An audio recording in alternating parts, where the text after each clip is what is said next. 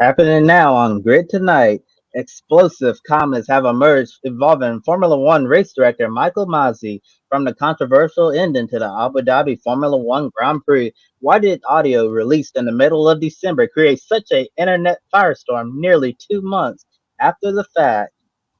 Fans and drivers alike of the Ripco Supercars Championship told series management loud and proud, no paddle shifters for the Gen 3 cars. Did they make enough noise to change any minds? Matt White's also here with your weekly grid history update.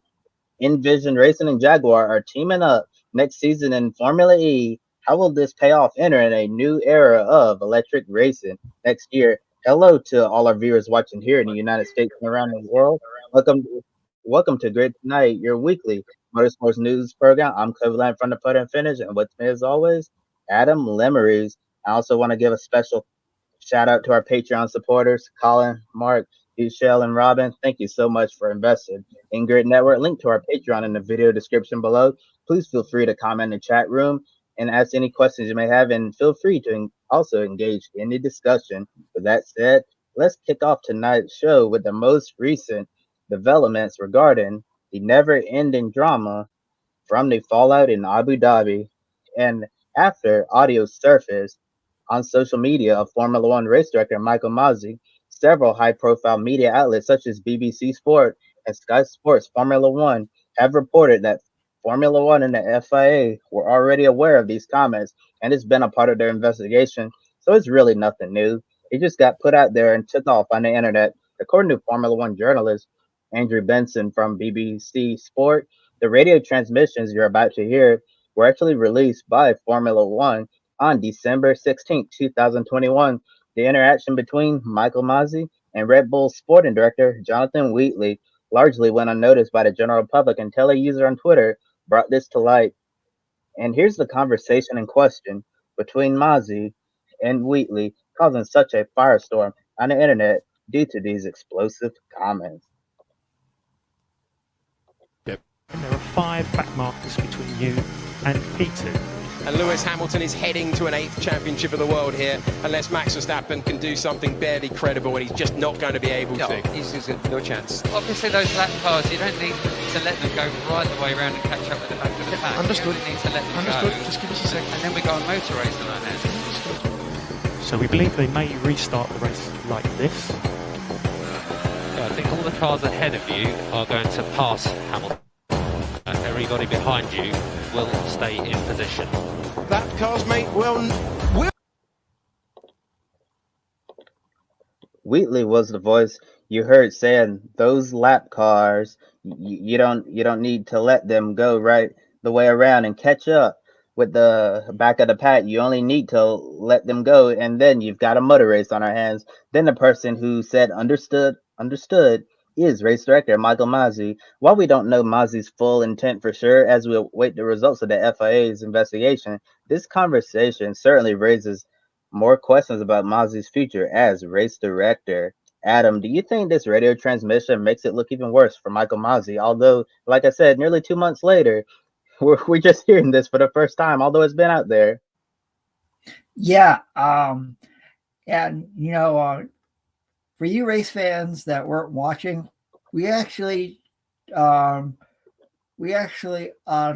our post-race show of the Abu Dhabi Grand Prix that lasted as long as an IMSA WeatherTech Sports Car Championship sprint race, nearly 3 hours. Michael Masi, if he's still race director when we get to Bahrain, he's going to need some sort of bodyguards around him, because I think there's a bounty that's going to be placed on him.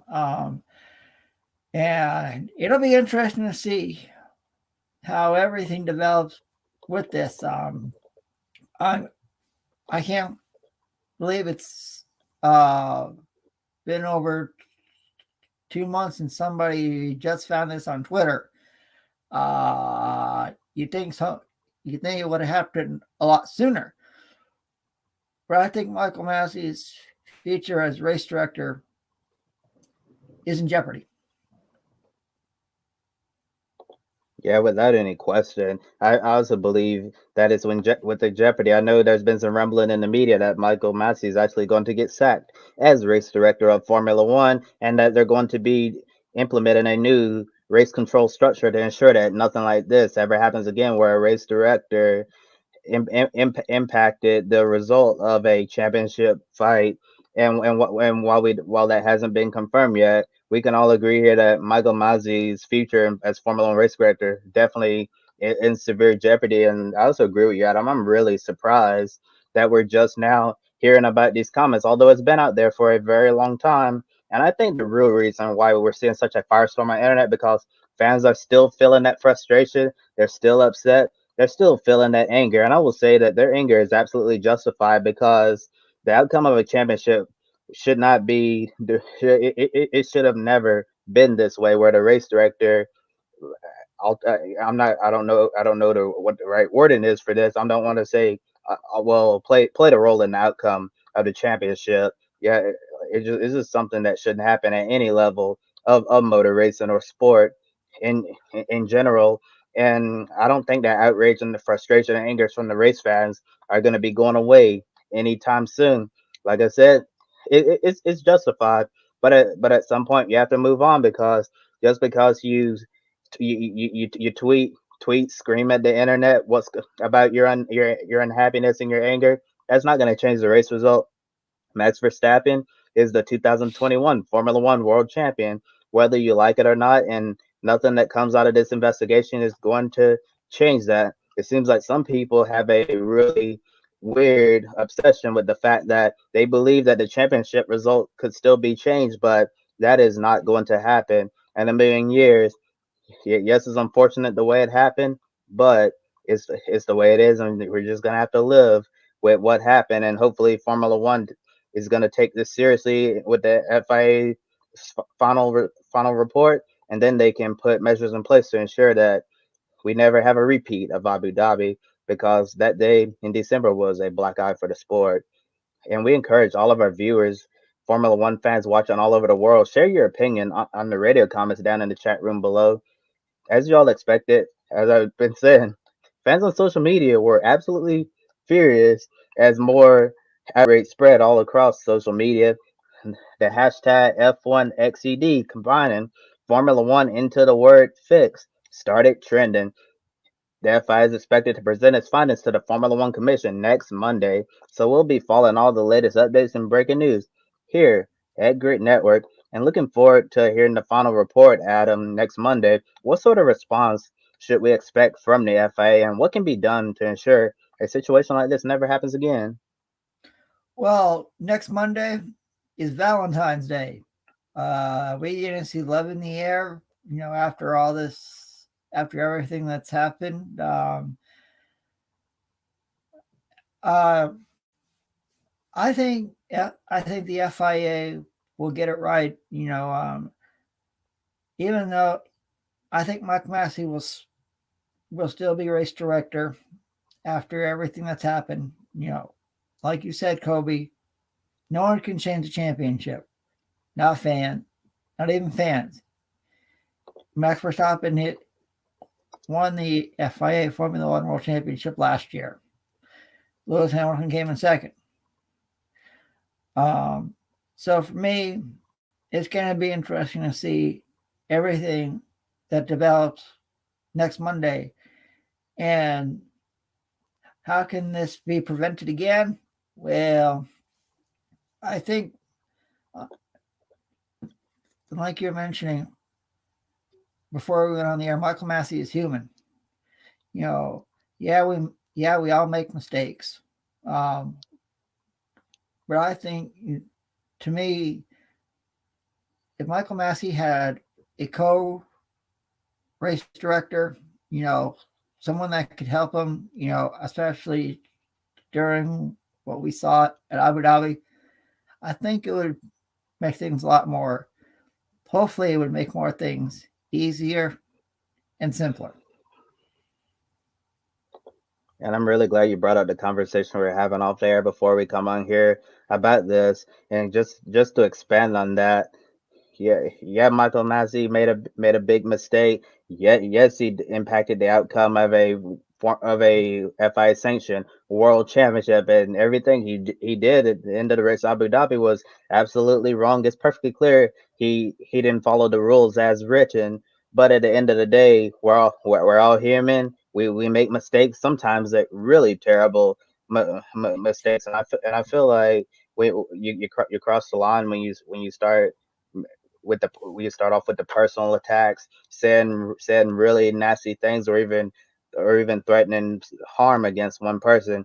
That's where I feel like you should stop and reevaluate what you're thinking. It's perfectly fine to feel upset and frustrated with all the trouble Michael Masi's caused Formula One and the FIA, but it's not serious enough where you have to say such awful things about him in that way, because he's human, who have feelings and emotions, just like me, just like Adam, just like you, the viewer watching at home. And the type of response I'm looking for in the FIA report, I want to see that they've really been working very hard for the past 2 months. I want to see a full and thorough report that they went through all the audio, went through all the interactions that was going on between Red Bull, Michael Masi from pit wall to race control, so we can have confidence that in this report that Formula One did its job the best way they could, looking at it from an objective standpoint. And regardless of what's in the final report, as long as they show show that they put in quite an effort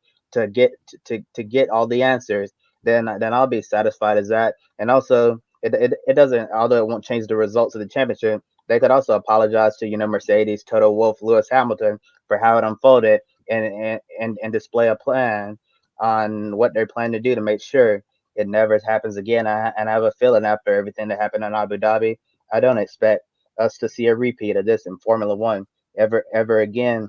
They might be able to survive this black eye that happened, but the next one, it could be even a more catastrophic hit for the series that had so much momentum worldwide. And before we head off to the next story, we'll let you hear the audio one final time. And don't forget to share your comments with us below in the chat. We want to hear what you think about Michael Masi and Jonathan Wheatley's interaction, and what you want to hear from the FIA's final report. There are 5 back markers between you and Pete. And Lewis Hamilton is heading to an 8th championship of the world here, unless Max Verstappen can do something barely credible, and he's just not going to be able to. He's no chance. Obviously, those lap cars, you don't need to let them go right the way around and catch up with the back of the pack. Understood. You only need to let them Understood. go. Just give us a second. And then we go on motor racing like that. So we believe they may restart the race like this. I think all the cars ahead of you are going to pass Hamilton. Everybody behind you will stay in position. That car's mate will.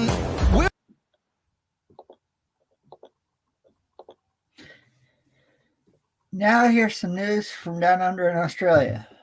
The winner of this year's Australian Formula 4 Championship will receive a special grand prize.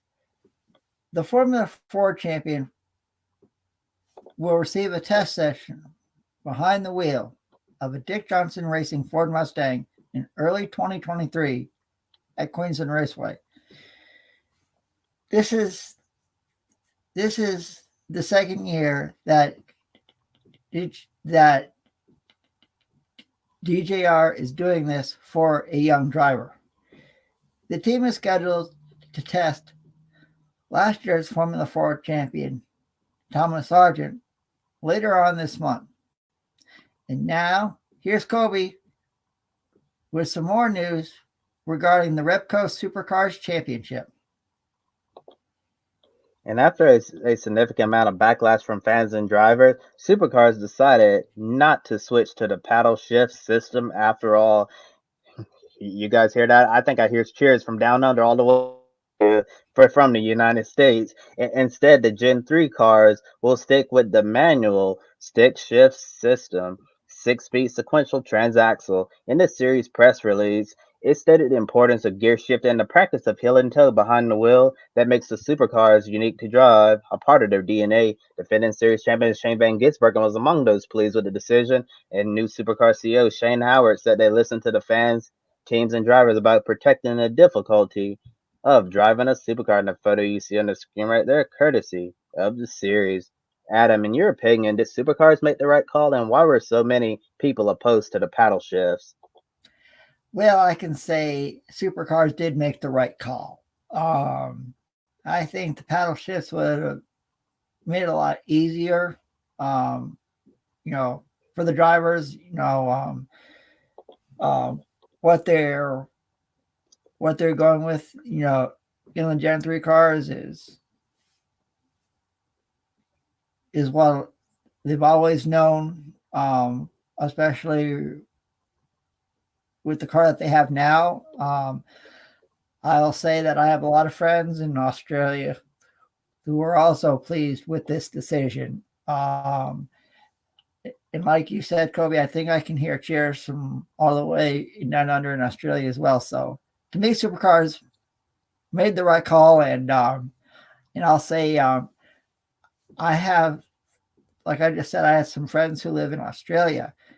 And recently, a few of them had the chance to go to Queensland Raceway and actually get a chance to see testing of the Gen 3 car. And from what they've told me, they love it. And the drivers absolutely love it as well. So if we saw the new Gen 7 car from NASCAR last weekend at the Clash at the Coliseum. Well, picture that down under in Australia, and that's what you'll see on the track, in the Ripco Supercar Series in 2023. And speaking of the Busch Light Clash, the numbers everyone had been anxiously awaiting was finally released yesterday. The NASCAR Busch Light Clash in Los Angeles saw a 2.32 TV rating on Fox with 4.283 million viewers compared to 1.8 million in 2021. This is the best rating for the Clash since 2016 and showed a 168% increase in viewership compared to last year's race on the Daytona road course, despite having stiff competition from the Winter Olympics in Beijing, China, and the NFL Pro Bowl in Las Vegas, which saw 4.531 million viewers. This is considered a big win for NASCAR, being this competitive against those other sporting events. Next, here's Matt White with a grid history update. Hi everyone, Matt White here, just dropping in to remind you about grid history. That's at grid_history on Twitter, where every day we post a video, if we've got a link to it of course, of a motorsport event that happened on this day in history. Today we've gone all the way back to 1997 for some WRC action from Rally Sweden. Kenneth Eriksson winning for Subaru at his home event. We've got plenty of Rally Sweden clips and bits coming up over the next week or so before we get into the proper on-track racing, and of course that starts on Monday with our first look back to the Daytona 500, the one won by Jamie McMurray back in 2010. Of course, on Monday the Grid Encore show premieres with Brandon and Ben. We look forward to that. We'll be bringing you some news from some of the championships outside the sphere of the grid ranking, which of course comes to you in April, and we'll keep you updated on the scores to that. Looking forward to the weekend. We've got Asian Le Mans Series action at Dubai, 2 races of course on Saturday and Sunday, and it's the first round from Australia of their TCR and S5000 categories there at Tasmania Symmons Plains Raceway over the weekend. We'll be bringing you that on next week's little update, along with grid history updates as well. Let's get back to Kobe and Adam. Thanks, Matt. Envision Racing and Jaguar, 2 Formula One rival teams, announced a new partnership beginning next season. Jaguar is going to be supplying Envision's powertrain technology. The 2 British teams will begin working together to kick off the new era of Formula E, expecting to have much faster Gen 3 cars. Did Envision and Jaguar send a big statement to their competitors with this new partnership? Absolutely. I think it's really cool what we're seeing. I think next year you could see Envision Racing and Jaguar having success in Formula E. I believe they're they're going to a brand new car. So it's going to be interesting to see how everything develops between Envision Racing and Jaguar. Can't wait to see how everything develops next year. Yes, it's going to be really interesting to see how everything develops between Envision and Jaguar. This was really a surprising partnership, hearing that they were linking up. And up to this point, Envision and Jaguar have combined for a total of 15 wins in Formula E and more than 40 podium finishes. So tons of success. Perfect transition for Envision into a new era after Audi most recently departed the sport. Jaguar Managing Director James Barkley said they're excited to see 4 Jaguar-powered Formula E cars line up on the grid next season. And given the success we've seen from Mercedes and Venturi working together with Venturi having those Mercedes powertrains, do you expect the same from Envision and Jaguar next season? Yes, I do. I think Envision and Jaguar will be contenders in the Formula E World Championship. I think their drivers will be toward the top of the championship. And could I see this team winning next year? Sure. We've seen the success with Mercedes, so I wouldn't count out Envision and Jaguar next year in the Formula E World Championship. Yeah, I think it's great for the series moving forward. And these two teams link up with 4 Jaguar-powered Formula E cars next year. And while since with Venturi, they're in their third season using this Mercedes powertrain. In the last 2 years, they've been the first 2 years using the powertrain. Venturi's been able to snag a few wins here and there, and during the season opener in Saudi Arabia, we saw both Venturi cars run extremely well with this Mercedes powertrain, and Mercedes ran very, very well too. So I think year 3 into the partnership, where we saw with Mercedes and Venturi working extremely well together, looking very strong, like they're going to be contending for wins in the championship all throughout this current season of Formula E racing. And as for Envision and Jaguar, they're still 2 competitive Formula E teams as well, and it's going to be interesting to see how they get along next season, if they can emulate the strong start we saw in Saudi Arabia with Mercedes and Venturi. And as we know, Mercedes is going to be bowing out of Formula E at the end of the current season. So with Mercedes leaving, can Envision and Jaguar rise to the occasion? And this weekend, the Formula E series is in Mexico City. And be sure to use the hashtag pick a winner to see if you can get on our leaderboard. There's a 7-way tie for the lead, so it's got to be broken. And don't forget about our Formula E Wheel of Destiny as well. You could spin that to decide your pick. I already know that our colleagues Joshua Birch and Edward Hunter have decided not to use it, and they've already made their picks. So be sure on Saturdays to watch Grid Life pre-race and post-race as they come on and discuss all the action that took place in Mexico City with the Formula E World Championship. And now switching gears, getting back to some F1 news. Today Red Bull unveiled their 2022 F1 car. At the same time, they've enhanced their partnership with Oracle. The team will now be called Oracle Red Bull Racing. Oracle Cloud will help with analytics-based race strategy, optimized engine development, artificial intelligence, and machine learning-powered driver testing, plus a tailored fan experience. Photos courtesy of Getty Images. Now over at McLaren, they've re-signed driver Lando Norris to a multi-year contract extension through the 2025 F1 season. With this move, McLaren is showing long-term commitment and confidence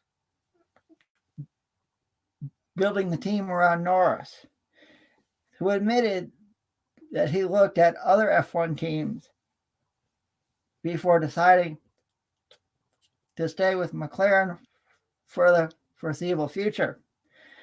And now all the attention turns to Australian Daniel Ricciardo. Well, he got the team to win last year at the Italian Grand Prix in Monza.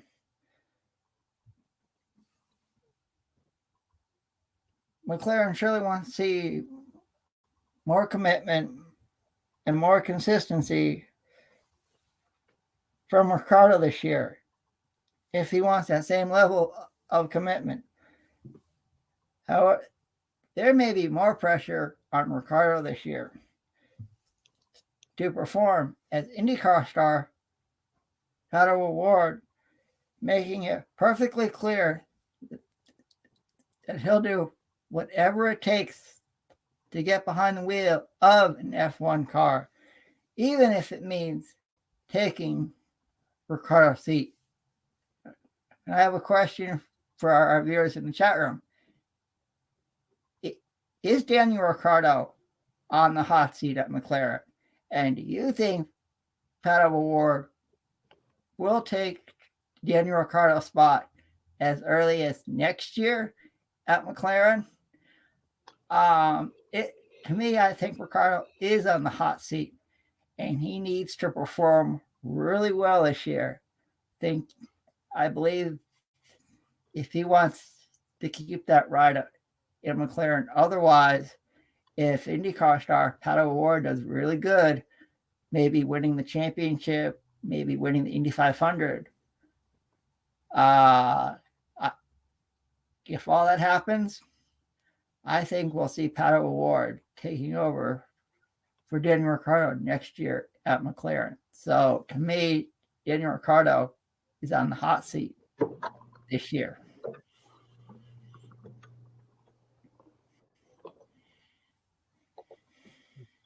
Yeah, it's going to be interesting watching these McLaren drivers throughout the 2022 season. Daniel Ricciardo, Pato O'Ward, a lot of eyeballs going to be glued on them to see what's happening in IndyCar and what's happening with Ricciardo in Formula One. And with that said, that's it for tonight's episode of Grid Tonight. Please like and subscribe to Grid Network here on YouTube, and you can follow us on Twitter, Facebook, Instagram, and TikTok. We encourage you to take 5 minutes after our show to consider joining our Patreon, invest in Grid Network to keep us on the air well into the future. Do you want to buy me a coffee? Click the link in the video description below, and you can buy a drink for your favorite on-air talent here at Grid Network. And want to give a big thank you to Edward Hunter from formerly E-Zone for buying us one. We greatly appreciate it, Ed. Any amount will help us continue growing our motorsports media outlet. Visit public.com, also known as the stock market social media home. The link below in referral code gives you $5 to invest. Public.com allows you to connect with your friends. You can make new friends and use tools to learn how to properly invest in the stock market. Looking ahead to our schedule this week, Thursday, new episode of Women in Motorsport. The big news this week, Caitlyn Jenner starting up a W Series team. Then Saturday, a Grid Live doubleheader with the Formula E Mexico City E-Prix, been the only race of the weekend. Grid Live pre-race, then Grid Live wrap-up. 90 minutes after the Mexico City E-Prix to recap all the action. Both shows on Saturday, and we don't have anything on the schedule for us Super Bowl Sunday. But please let us know down in the comments below who you think's going to win the big game. Will it be the Cincinnati Bengals or the Los Angeles Rams? I'm definitely going to go with the Cincinnati Bengals. Been a big fan of Joe Burrow since he was at LSU. At the end of the Super Bowl, want to see the guy they call Jackpot Joey with a cigar in his mouth. And during the game, Jamar Chase, his go-to guy, wide receiver. I want to see him doing the gritty in the end zone. So definitely Team Cincinnati for the Super Bowl. So who are you going with, Adam? Like what you said, Kobe, and I'm also going with the Cincinnati Bengals to win the Super Bowl. I was really impressed with Jamar Chase and Joe Burrow when they were at LSU, and Joe Burrow wins the Super Bowl on Sunday, he'll become the first player in NFL history to win a college football national championship, the Heisman Trophy, and the Super Bowl. No one can say that, not even Tom Brady, Peyton Manning, Dan Marino, John Elway, Roger Staubach, and some of the great NFL quarterbacks that have in history. So all eyes are going to be up here. All eyes will be on Cincinnati. And if Cincinnati does win the Super Bowl, it'll be the first time since 1990 a pro sports team from the Queen City of Ohio wins a pro sports championship. So it's going to be interesting to see how Joe Burrow deals with that intense Los Angeles Rams defense. So I'm also going with Joe Burrow, Jamar Chase, and the Cincinnati Bengals. Yeah, both of us, Team Cincinnati. Do we have any Team Los Angeles Rams out there? If so, let us know in the comments below. And with that said, for Adam Lemery, I'm Kobe Lambert from the Podium Finish. Thanks for watching, and we'll see you next time. Don't be an anonymous investor. Join the stock market social media platform, public.com. Invest any amount of money and share with friends and new friends. Discover new opportunities, such as new companies and potential business partners, and useful tools for beginners, and share your experience with friends on public.com. Link in the video description gets you $5 for being a Grid Network viewer. Use the referral code GRIDnet for your free $5 to invest. Start investing and networking on public.com.